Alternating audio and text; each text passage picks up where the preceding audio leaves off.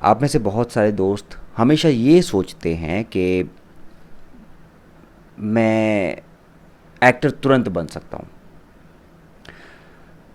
अब क्या आप एक्टर तुरंत बन सकते हैं या नहीं बन सकते, क्या ये सोचना आपके लिए बेहतर साबित होगा? यानी कि अगर आपने ये सोच लिया कि मैं आज यहाँ पे बैठा हुआ हूँ और कल अगर मैं ऑडिशन देने गया मेरा सिलेक्शन हो सकता है, बिल्कुल ठीक बात है। आपने अगर ये सोचा है तो ऑब्वियसली ऐसा हो जाएगा। लेकिन कभी कभी, ज़्यादातर ऐसा होता है कि नहीं हो पाता।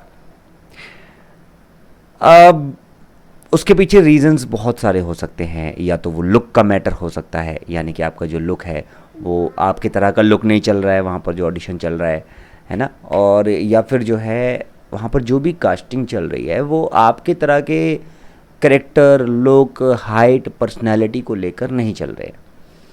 तो इसीलिए हो सकता है कि वो कुछ परसेंट तक आपका वहाँ पर काम ना बने। लेकिन बेनिफिट क्या हुआ? बेनिफिट ये हुआ कि आपने अपना ऑडिशन भेजा और आपने अपना हक अदा किया पूरी तरह से कि हाँ, आप एक एक्टर हैं और आप एक बतौर एक्टर उस चीज़ के लिए अपना रिक्वायरमेंट भेज रहे हैं, यू नो। और अगर आप ये कर पा रहे हैं तो इसका मतलब आपका जो काम है वो बहुत अच्छा चल रहा है। एज एन एक्टर आप अपने आप को बहुत ज़्यादा ग्रूम कर रहे हैं, ग्रूमिंग कर रहे हैं आप अपने स्किल्स की, पॉलिश कर रहे हैं आप अपने एक्शंस को, पॉलिश कर रहे हैं आप अपने डायलॉग्स की, पॉलिश कर रहे हैं आप अपने एक्टिंग की।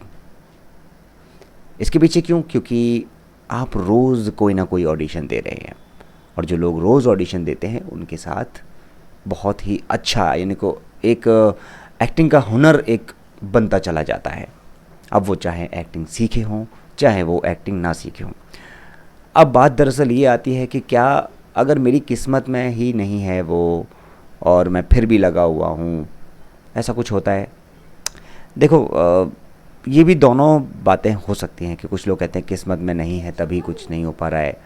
लेकिन एक बात बताइए दोस्तों, जब आप किसी चीज़ के पीछे लगे हुए और शिद्दत से लगे हुए हो, आपको लगता है, आपकी दिली इच्छा है कि यार मैं कुछ कर सकता हूँ, मेरे लिए ये चीज़ बनी हुई है, और आपके अंदर वो एक इच्छा है ज़ाहिर होती रहती है रोज़ और आप उसके लिए काम करते रहते हो लगातार, तो वो हो जाता है, राइट।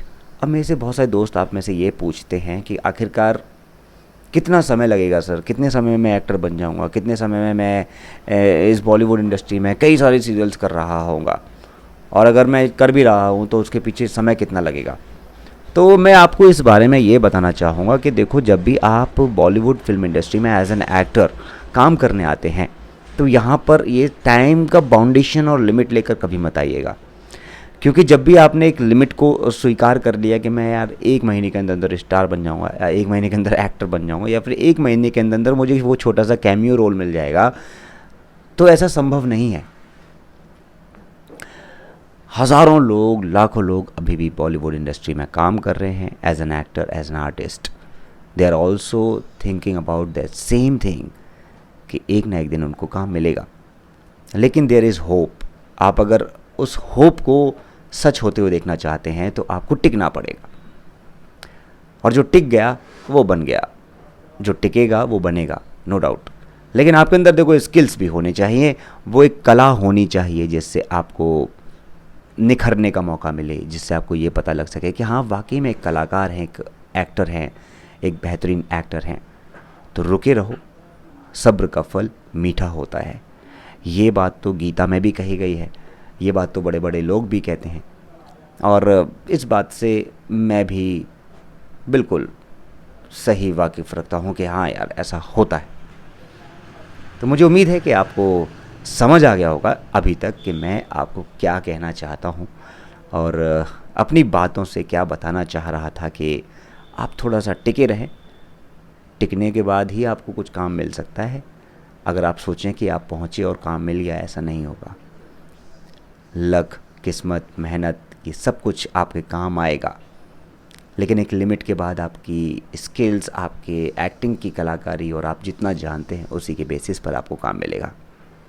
ऑलराइट, मेरे ख्याल से आप समझ गए होंगे। समझ गए? वीडियो को लाइक कीजिए, सब्सक्राइब कीजिए इस चैनल को, वीडियो को शेयर कीजिए, क्योंकि आने वाले समय में ऐसी तमाम वीडियोज़ मैं आपके लिए लाता रहूँगा।